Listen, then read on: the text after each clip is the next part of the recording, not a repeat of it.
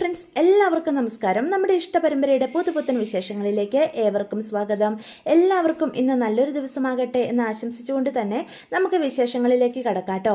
അങ്ങനെ അനുശ്രീ അതിലെ വന്ന ഒരു വണ്ടിയിലുള്ള ആൾക്കാരോട് എന്നെ സഹായിക്കണം എന്ന് അഭ്യർത്ഥിക്കുകയാണ്. പക്ഷെ അവരും അനുവിനെ കണ്ട് ചിരിക്കുകയാണ് കേട്ടോ. കൂടെ അലോകും. അപ്പം തന്നെ അനുശ്രീക്ക് ഏകദേശം കാര്യങ്ങളൊക്കെ പിടികിട്ടുകയാണ്. താൻ അകപ്പെട്ടിരിക്കുന്നു. തൻ്റെ ചുറ്റും കൂടിയിരിക്കുന്ന എല്ലാവരും അലോകിന്റെ കൂട്ടാളികളാണെന്ന്. നീ എന്താടി എന്നെ പറ്റി വിചാരിച്ചത്? എന്റെ കയ്യിൽ നിന്നും രക്ഷപ്പെട്ട് നീ പോകാമെന്നോ? നിന്റെ കല്യാണം മുടക്കണമെന്നേ ഈ അലോക് തീരുമാനിച്ചിട്ടുണ്ടെങ്കിൽ മുടക്കുക തന്നെ ചെയ്യും എന്ന് പറയാം. അലോക് കൂട്ടാളികളോട് പറയും, ഇവളെ പിടിച്ച് വണ്ടിയിൽ കയറ്റടാ എന്ന് പറയണം കേട്ടോ. അത് കേൾക്കുമ്പം അലോകിന്റെ കൂടെയുള്ള എല്ലാവരും കൂടി ചേർന്ന് നമ്മുടെ അനുശ്രീനെ പിടിച്ചു വലിക്കുകയാണ്. അപ്പം അനുവിന് ഒറ്റയ്ക്ക് അവരോടൊന്നും പിടിച്ചു നിൽക്കാനായിട്ട് സാധിക്കുന്നില്ല. അനുവിന്റെ ബോധം കളയാനായിട്ട് അവരാണെങ്കിൽ ക്ലോറോഫോമും മണപ്പിക്കുന്നുണ്ട്. എന്നിട്ട് വാ മൂടി കെട്ടിക്കൊണ്ട് അനുവിനെ പിടിച്ച് വണ്ടിയിലേക്ക് തള്ളുക. ഞാൻ ആഗ്രഹിച്ച പോലെ തന്നെ കാര്യങ്ങൾ നടക്കും. എൻ്റെ അച്ഛൻ്റെ മുന്നിൽ ഞാൻ കുറെ അപമാനിക്കപ്പെട്ടതാ. ഇത്തവണ ഞാൻ ദേവമംഗലത്തുകാരുടെ മുന്നിൽ ജയിച്ചു നിൽക്കുക തന്നെ ചെയ്യും. നാളെ ഇവളുടെ കല്യാണം മുടങ്ങുന്നതറിഞ്ഞ് നാണം കെട്ട് തല കുനിച്ച് ഇവളുടെ അച്ഛനും അമ്മയും ആങ്ങളമാരും ഒക്കെ നിൽക്കും എന്ന് പറയാൻ കേട്ടോ. എന്നിട്ട് അവരെല്ലാവരും കൂടി നമ്മുടെ അനുശ്രീനെയും കൊണ്ട് ഒരു ആളൊഴിഞ്ഞ കെട്ടിടത്തിലേക്കാണ് പോകുന്നത്. അനുവിൻ്റെ ബോധം മറിഞ്ഞ് കിടക്കുന്ന അനുശ്രീനെ അവിടെ കൊണ്ട് ഒരു കസേരയിൽ കെട്ടിയിടുവാണേ. അലോക് അവിടെ നിൽക്കുക. ഇതേ സമയം ഇതൊന്നും അറിയാതെ ദേവമംഗലത്ത് എല്ലാവരും പിറ്റേ ദിവസം അനുവിൻ്റെ കല്യാണത്തിനുള്ള ഒരുക്കങ്ങളുമായിട്ട് മുന്നോട്ട് നടക്കുകയാണ് കേട്ടോ. അപ്പം രാവിലെ ആയി കഴിയുമ്പോഴത്തേക്കും നമ്മുടെ സുകന്യ അനുവിനെ റൂമിൽ വന്ന് നോക്കും. അപ്പം അനുവിനെ അവിടെ കാണാതെ വരുമ്പോഴാണ് സുകന്യയ്ക്ക് കാര്യങ്ങളൊക്കെ മനസ്സിലാകുന്നത്. രാത്രി അനുശ്രീ തിരിച്ചു വന്നിട്ടില്ല എന്ന് ബോധ്യപ്പെടുകയാണ്. ആകെ ടെൻഷനോടുകൂടി അലോകനെ വിളിക്കും. അപ്പം അലോക് ഫോൺ പോലും എടുക്കുന്നില്ല. അതുകൊണ്ട് പെട്ടെന്ന് തന്നെ എല്ലാവരുടെയും കണ്ണു വെട്ടിച്ചുകൊണ്ട് കൃഷ്ണമംഗലത്തേക്ക് ഓടി ചെല്ലുകയാണ് കേട്ടോ. അപ്പം ഓടിക്കതിച്ച് നമ്മുടെ സുകന്യ വരുന്ന കാണുമ്പം അവിടെ നിൽക്കുന്ന രാജശ്രീയും അതുപോലെ തന്നെ അച്യുതനും കൂടി ചോദിക്കും, എന്തു പറ്റി, എന്താ കാര്യം, അവനെവിടെ, അലോക് എവിടെ എന്ന് രാജശ്രീയോട് ചോദിക്കും. എന്താടി നീ എന്തിനാ ഇപ്പോൾ ഈ ടെൻഷൻ അടിച്ച് ഇങ്ങോട്ടോടി വരുന്നത്? എന്തായി അവിടുത്തെ കാര്യങ്ങളൊക്കെ? എൻ്റെ പൊന്നു ചേച്ചി, അലോക് എവിടെയാണെന്നാണ് ഞാൻ ചോദിച്ചത്. ഇന്നലെ രാത്രി അനുശ്രീനെ ഭീഷണിപ്പെടുത്തിക്കൊണ്ട് അവളെ കാണണമെന്നും പറഞ്ഞ് വന്നവനാ ഞാനാ അവളെ കൊണ്ട് അവൻ്റെ അടുത്താക്കിയത്. അതിനുശേഷം അനുശ്രീ തിരിച്ചു വന്നിട്ടില്ല. എനിക്കാകെ പേടിയാവുക. ദേ എല്ലാവരും അവിടെ ഒരുങ്ങിക്കഴിഞ്ഞു. അവളെ ഇപ്പം തന്നെ തിരക്കും എന്ന് പറയണം കേട്ടോ. അത് കേൾക്കുമ്പോഴത്തേക്കും രാജശ്രീക്കും അച്യുതനും വളരെ സന്തോഷമാവുക. എൻ്റെ മോൻ അങ്ങനെ ചെയ്തിട്ടുണ്ടെങ്കിലേ ഈ കല്യാണം മുടക്കാനായിട്ട് അങ്ങനെ തന്നെ വേണം. ദേവമംഗലത്തുള്ളവർ ഈ നാട്ടുകാരുടെ മുന്നിൽ തല കുനിച്ച് നിൽക്കുമല്ലോ. ഒരിക്കൽ ആ ഗോമതി കാരണം ഈ കുടുംബത്തിലുള്ളവർ അപമാനിക്കപ്പെട്ടതുപോലെ ആ ബാലനും കുടുംബവും ഇന്ന് തലതാഴ്ത്തി നിൽക്കുന്നത് ഞാൻ കാണും എന്ന് രാജശ്രീയും അച്യുതനും കൂടി പറയാണ് കേട്ടോ. ഇന്ന് കല്യാണം മുടങ്ങിയല്ലേ, ഇത് തന്നെയാണ് ഞാൻ ആഗ്രഹിച്ചത് എന്നും പറഞ്ഞ് അച്യുതൻ അവിടെ നിന്ന് ചിരിക്കാം. അപ്പോൾ ഈ സംസാരം കേട്ടുകൊണ്ട് അവിടെ ഇന്ദ്രമ്മ വരിക. സുകന്യെ, നീ ആരുടെ കാര്യമാണ് പറയുന്നത്? അല്ല, ഇന്നവിടെ കല്യാണമായിട്ട് നീ എന്താ ഇങ്ങോട്ട് വന്നത്? കല്യാണം മുടങ്ങിയ കാര്യമൊക്കെ പറയുന്നുണ്ടായിരുന്നല്ലോ. ആരുടെ കല്യാണം മുടങ്ങിയ കാര്യമാണ് നീ പറഞ്ഞത് എന്ന് പറയാം. അപ്പം സുകന്യ എന്ത് പറയണമെന്നറിയാതെ ആകെ തപ്പി തടിയാണ്. അത് പിന്നെ അമ്മേ, ചോദിച്ചത് കേട്ടില്ലേ? എന്താണെന്നാണ് ഞാൻ ചോദിച്ചത്. ആരുടെ കല്യാണം മുടങ്ങിയെന്നാണ് നീ പറഞ്ഞത്? അത് പിന്നെ അനുശ്രീക്ക് എന്തു പറ്റി എന്ന് അപ്പം സുകന്യയോട് നമ്മുടെ ഇന്ദ്രമ്മ ചോദിക്കുകയാണ്. അനുശ്രീനെ അവളെ കാണാനില്ല. അലോകിൻ്റെ കൂടെ എങ്ങാനും ഉണ്ടോ എന്നറിയാനായിട്ടാണ് ഞാൻ ഇങ്ങോട്ട് വന്നതമ്മേ എന്ന് സുകന്യ ഒന്നും അറിയാത്ത രീതിയിൽ സംസാരിക്കുകയാണ് കേട്ടോ. അനുശ്രീയെ കാണാനില്ലെന്നോ? എന്നിട്ട് ദേവമംഗലത്തുള്ള ആരും ഇത് അറിഞ്ഞില്ലേ എന്ന് ചോദിക്കുകയാണ് കേട്ടോ. അത് പിന്നെ അവരാരും അറിഞ്ഞിട്ടില്ല എന്ന് പറയാം. സമയം ദേവമംഗലത്താണ്. എല്ലാവരും ഒരുക്കത്തിലാണ്. ഇന്ന് അനുമോളുടെ കല്യാണമാണല്ലോ. രാവിലെ തന്നെ ബാലൻ വന്ന് നമ്മുടെ ഗോമതിയോട് ചോദിക്കുക, അനുമോൾ എവിടെ, അവൾക്ക് ഒരുങ്ങാനുള്ളതല്ലേ എന്ന് ചോദിക്കുക. അത് പിന്നെ ബാലേട്ട, ഞാൻ അവളെ വിളിക്കാൻ പോകാൻ തുടങ്ങായിരുന്നു. പെട്ടെന്ന് നമ്മുടെ മീനും ഇത്രയും ഒരുങ്ങി അങ്ങോട്ട് വരുന്നത്. എന്താമ്മേ, നിങ്ങൾ എന്താ ഇവിടെ സംസാരിക്കുന്നത്? അനുമോൾ ഇതുവരെ എഴുന്നേറ്റില്ലേ മീനു എന്ന് അപ്പം ഗോമതി ചോദിക്കുക. അവൾ എഴുന്നേറ്റില്ലേ? രാവിലെ അവൾക്ക് മേക്കപ്പ് ചെയ്യാനുള്ളതല്ലായിരുന്നോ എന്ന് അപ്പം മീനും ചോദിക്കുക. അമ്മ ടെൻഷൻ ആവണ്ട, ഞാൻ പോയി നോക്കാം എന്ന് പറഞ്ഞ് മീനാക്ഷിയും ഇത്രയും കൂടി അനുവിൻ്റെ റൂമിലേക്ക് ചെല്ലുകയാണ് കേട്ടോ. അപ്പോൾ അനുവിൻ്റെ റൂമിൽ ചെല്ലുമ്പം അനുവിനെ അവിടെ എങ്ങും കാണാനില്ല. അനുമോളെ എന്നും പറഞ്ഞ് നമ്മുടെ മീനുവാണെങ്കിൽ റൂം മുഴുവനും അവളെ പരുതും. ബാത്റൂമിലും ഒക്കെ നോക്കും. അവിടെ ഒന്നും അനുമോളെ കാണാനാവും ടെൻഷനോട് കൂടി പുറത്തേക്ക് വരിക. അമ്മേ അമ്മേ എന്നും പറഞ്ഞ് വിളിക്കുക. എന്താ നീ എന്തേ വിളിച്ചു പോകുന്നേ? അനുമോൾ എവിടെ? മുഹൂർത്തത്തിന് സമയമാകാറായി, അവൾക്ക് ഒരുങ്ങണ്ടേ എന്ന് ചോദിക്കുക. അമ്മേ, അനുമോളെ കാണാനില്ല എന്ന് പെട്ടെന്ന് ആരും കേൾക്കാത്ത രീതിയിൽ ഗോമതിയോട് പറയാം. അനുമോളെ കാണാനില്ലെന്നോ?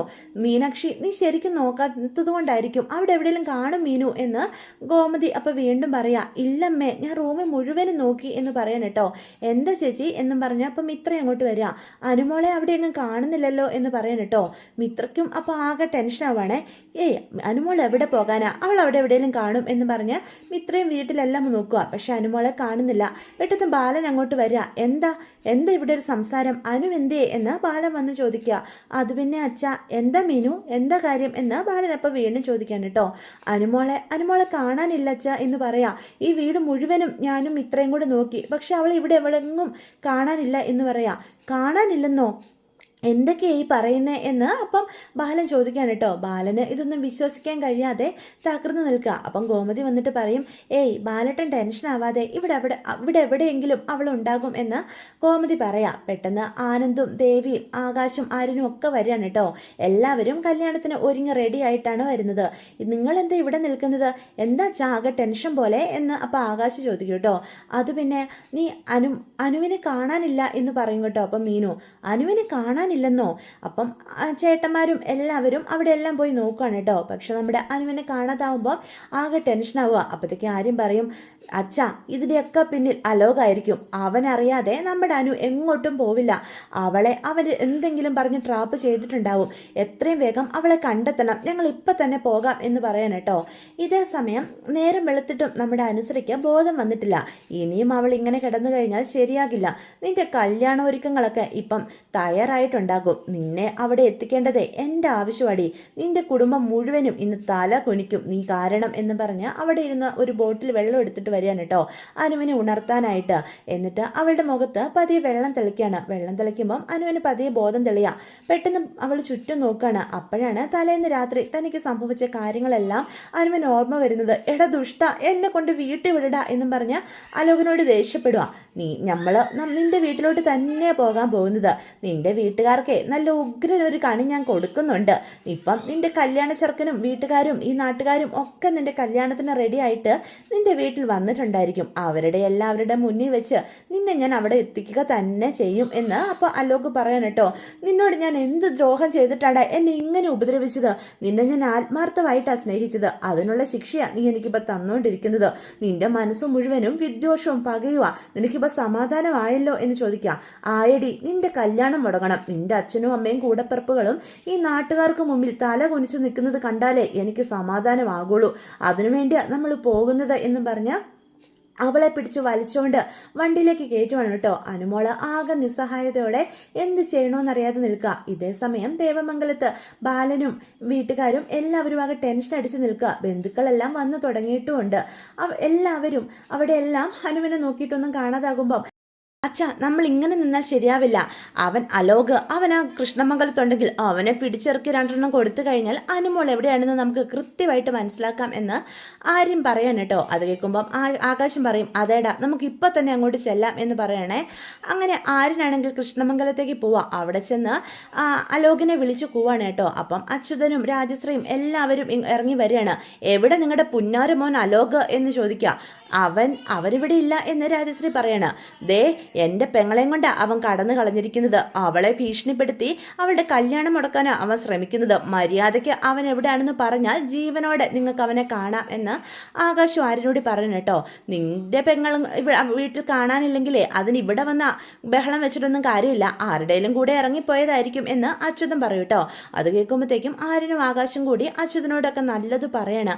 ഈ ബഹളങ്ങൾക്കെല്ലാം ഇടയിലേക്കാണ് കേട്ടോ കല്യാണ ചെറുക്കനും വീട്ടുകാരും എല്ലാം ദേവമംഗലത്തേക്ക് വരുന്നത്. അവരെ കണ്ടു കഴിയുമ്പോഴത്തേക്കും ബാലനും ഗോമതിയും എന്ത് പറയണമെന്നറിയാതെ നിൽക്കുകയാണ്.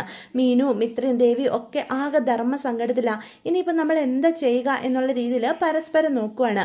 അപ്പോഴത്തേക്കും മീനു പറയും, ഇന്നലെ മുതൽ അവൾക്ക് എന്തോ ടെൻഷൻ ഉണ്ടായിരുന്നു. ഞാനും കല്യാണത്തിൻ്റെ ടെൻഷനാകുമെന്നാണ് കരുതിയത്.